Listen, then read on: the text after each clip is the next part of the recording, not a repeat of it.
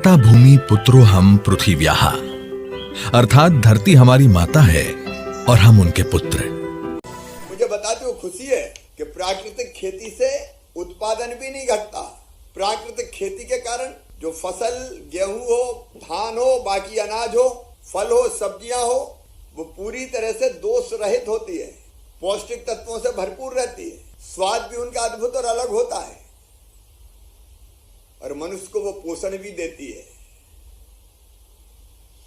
और इसलिए प्राकृतिक खेती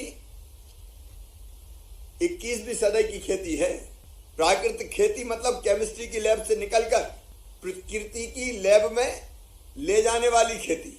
प्राकृतिक खेती मतलब लागत कम, मुनाफा ज्यादा। अभी हम रासायनिक खाद डालते हैं तो कई बार उत्पादन खूब दिखता है, लेकिन जब किसान कर्जा चुकाता है तो पता चला पूरा खलिहान साफ हो जाता है।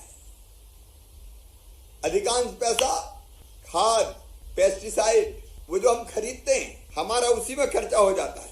इसलिए प्राकृतिक खेती में लागत कम होगी, उत्पादन बेहतर होगा।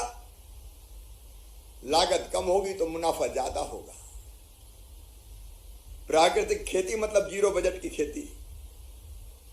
प्राकृतिक खेती मतलब आम के आम, गुठलियों के दाम। प्राकृतिक खेती मतलब हींग लगे ना फिटकरी, रंग चढ़े चोखा। और इसलिए प्राकृतिक खेती कैसे करेंगे, स्वामी जी और बाकी विशेषज्ञ बताएंगे। जीवामृत, घन जीवामृत, बीजामृत बनाने की विधियां आपको बताई जाएगी।